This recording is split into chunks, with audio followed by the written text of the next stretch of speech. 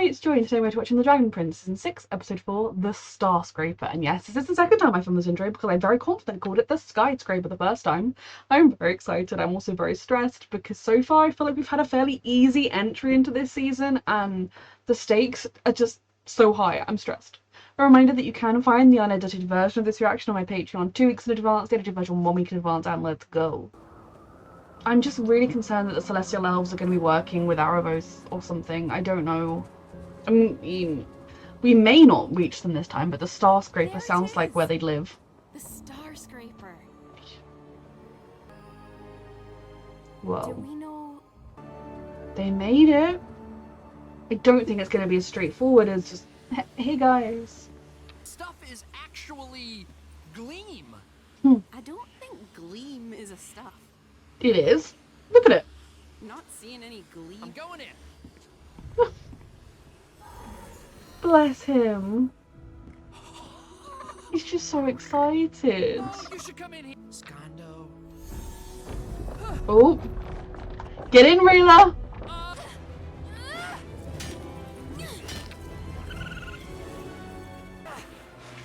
Okay, this is one way to make an entrance. Well, you somehow got this side glowing. You better Yeah. get that side on board too. There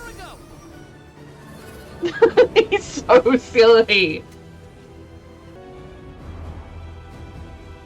Oh, we have a welcoming party.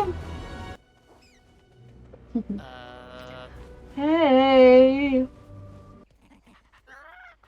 Where did we find this small adorable creature, and please keep Claudia away from it? Unless she's gonna try and go clean. Oh, but it's so adorable. That's the Claudia we used to know. Is she gonna find herself again? Are you the chosen two? Well, first off, There's four of us. great to be here. Drop.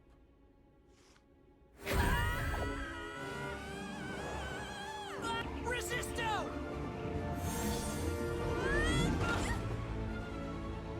Was that a test? Stella! Stella! Gotcha. Maybe I should be walking a different path now too. Please, please, yes. And I promise to help free him. At what So cost? should I quit dark magic? Yes. I need to see my dad again. I need to look him in the eyes, and then I'll know. Okay, you're gonna go turn yourself into Catalyst as well? Oh, aren't you just the cutest little She's baby still that's in there. I predator? wasn't sure if she would after the end of the last, if she was after the end of the last season even.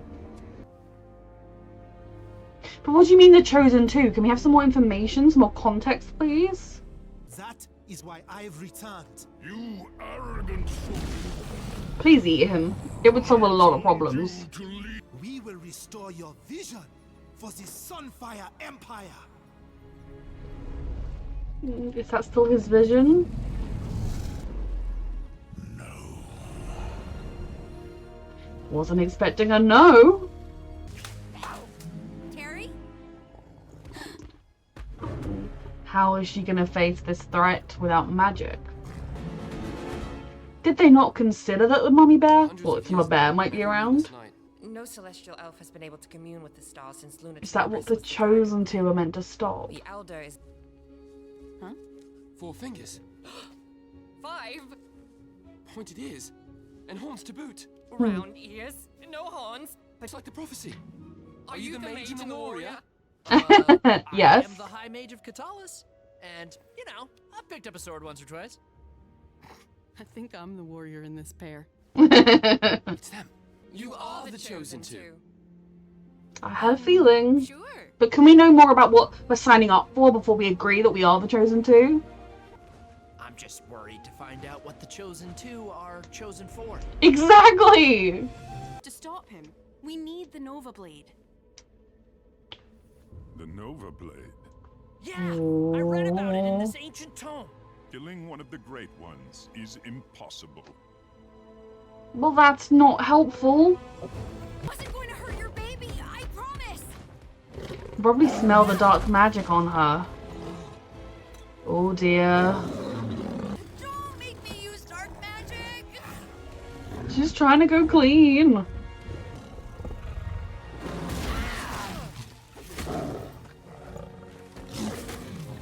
Of lavender.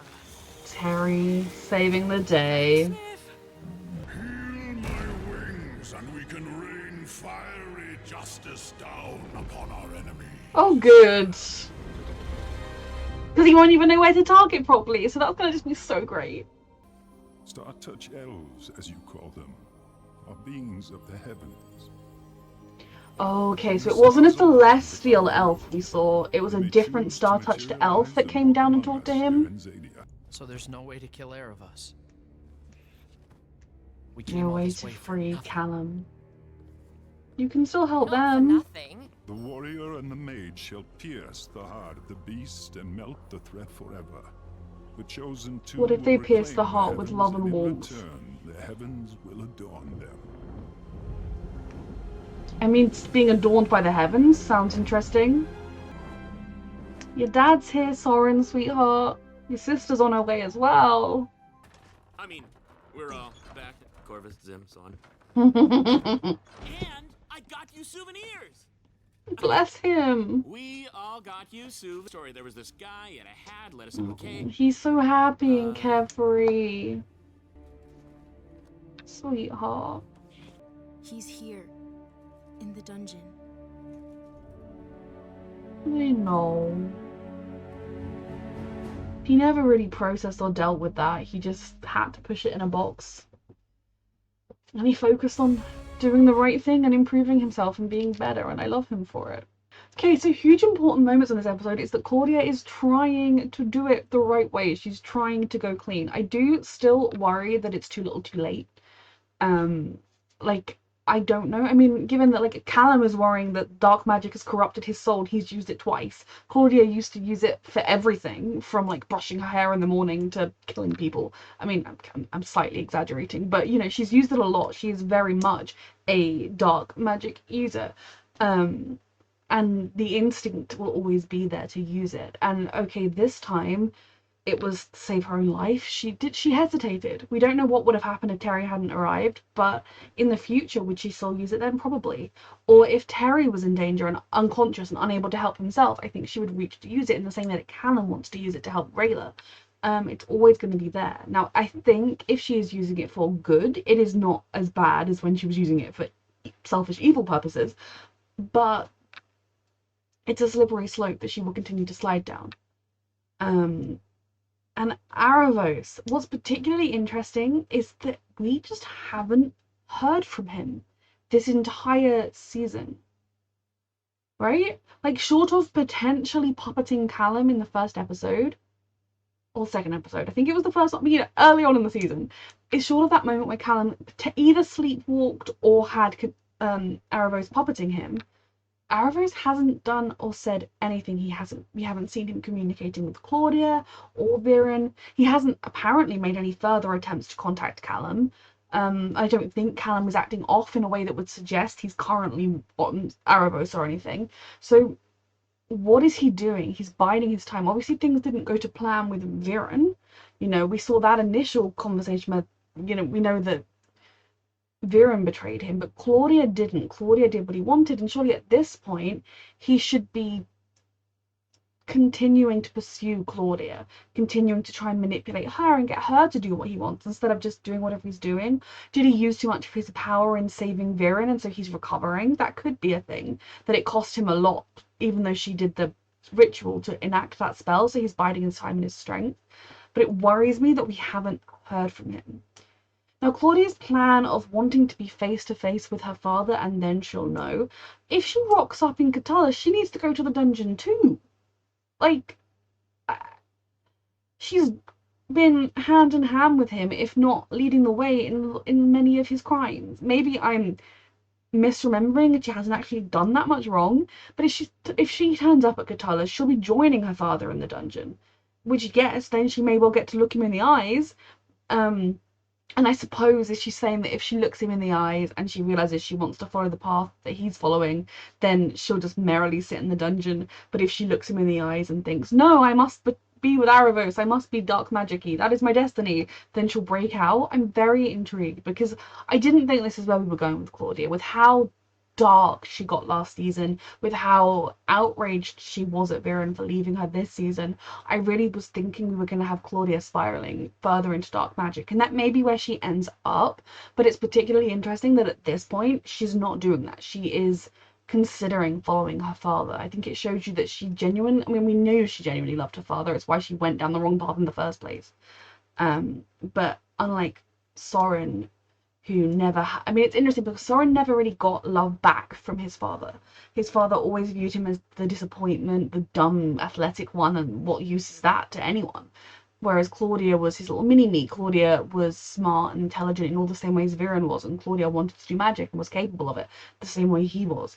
So she was always the favourite child, and I do think that is a huge part of how Soren was able to break free, was because he realised that making his father love him and proving himself to his father, why should he? His father didn't deserve that. So then we have the other half of this coin, which is Soren, happily arriving back from a successful trip. He's made some mushroom friends, he's got mushrooms to feed to his friends, he's really excited, and he's just really doing well in his life. He is happy with the people he surrounds himself with, he is happy with his friends and his position, he is able to show affection freely and to just truly be himself and not be judged for it in any serious way. Like, he is only ever judged for being himself with a loving eye roll and a like, Soren. And he is at peace with himself. And I do think it will be important for him to get some form of closure with his father, but at the same time, I also don't think it would have been terrible if he never saw Viren again. I'm worried for him in the next episode and how it's going to be. Parental relationships are tricky to deal with, and I worry for him greatly. I also wonder if he might ask his father more about where his mother went, because he has been mentioning her a lot. Even Claudia mentioned her, I think, but Soren has been bringing her up and thinking about her, and I'm very intrigued to see if he does bring her up at all, because I feel like they've mentioned her a lot more in this season than over the course of the whole show. Like, it was more or less she was mentioned, that she existed and that she had gone and they had chosen to stay with Viren. I don't know how old they were, how much of a choice it really was, but that was like, and kind of not really mentioned since. Callum and Reyla. Now, I'm no longer concerned that the celestial elves are working with Aravos. I understand now that when we saw that woman come down from the stars, that was another star-touched elf. I am mildly like, I think I'd like some more details on who this chosen two were. Now, the idea that we can't kill Aravos, it makes sense because, like Reyla and Callum said, that's why the dragons didn't kill him in the first place once they'd captured him. But it does make it that much harder, because what do we do with this pearl? The dragons thought they'd found the most secure place ever, and yet Aravos was still able to get agents to come and find it for him. You know, the best thing to do in a way would be to send somebody to go and hide it someplace and then have that person never return. I mean, ideally kill themselves immediately, but that's obviously not ideal. But, you know, that person to just vanish, and like they'll leave the pearl somewhere, bury it in this world's version of cement someplace, cover that up with several thousand other things, and then just go to a different continent and just live a life and never tell anybody where they put it. And then there wouldn't be these pieces of the puzzle to find it. It would be sheer dumb luck if someone were to come across the pearl. I think even Aravos wouldn't be able to figure out where it was. That's the only solution I can think of. But that doesn't stop the... Oh, it's the reason Aravos hasn't been fucking with people because Callum put the blanket over it. Is that the reason he has it? Because he can't. Because Callum has put the blanket around it and it's got the magical protection, so he can't. That could be it. In which case, put it in the cement equivalent in the blanket, and then he won't be able to fuck with anybody. But the danger is that he will always be there, that he will always be able to break it out. But if it is the blanket that has been succeeding here, then just bury it someplace with the blanket. You know? Bury it, and then bury it, and bury it, and bury it, and bury it. I don't know. But it is very disheartening that they've been on this whole journey to get here. And while they're about to do a very good deed and help some people that dearly need it, and potentially have the heavens adorn them, it is still very disheartening to get through and realise that this one hope Callum had of being free of Aravos forever isn't going to come to fruition. I love this show. A reminder that you can find the unedited version of this reaction on my Patreon 2 weeks in advance, the edited version 1 week in advance, and thank you so much for watching.